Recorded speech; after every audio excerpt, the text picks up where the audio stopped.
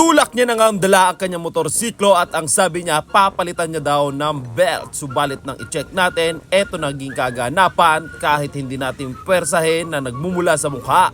Ayan, loscom na. Kung kaya't sabi ko sa kanya, may narinig ka bang ingay? Wala daw siya narinig na ingay dahil naka-headset siya at bigla na lang daw itong Manin siya kanina, power off. Pag ganito kalambot, possible na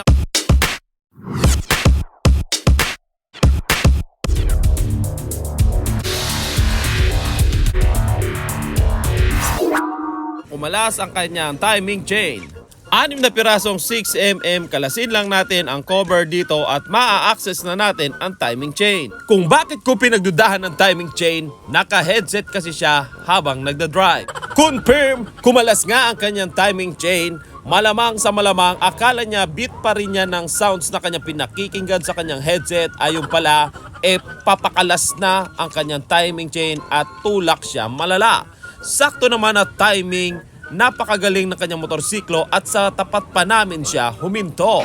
Huwag ka na mag-abalang mag-type kung ano ang dahilan ng kanyang pagkalas. Ito ang dahilan, ang kanyang tensioner. Possible na meron ng beat yan na naririnig, hindi niya lang pinansin, kala niya same pa rin ng beat na pinakikinggan niya sa kanyang headset. Ito ang dahilan. Possible naman na yung spring neto ay bumitaw na kung kaya't lumubog.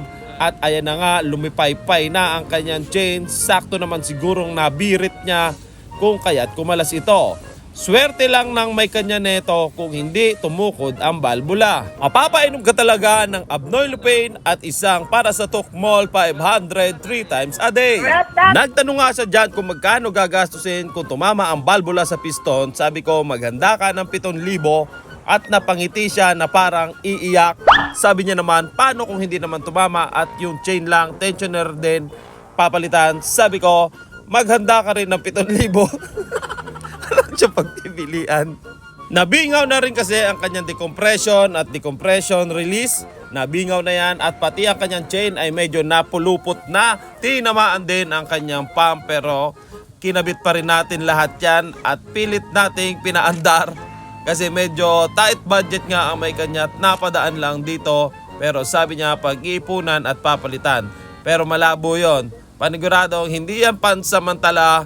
Yan ay pansamantagal. Tingnan nyo naman ang kanyang chain. Ayan, hindi na maunat kung kaya't eto na lang muna pinalitan.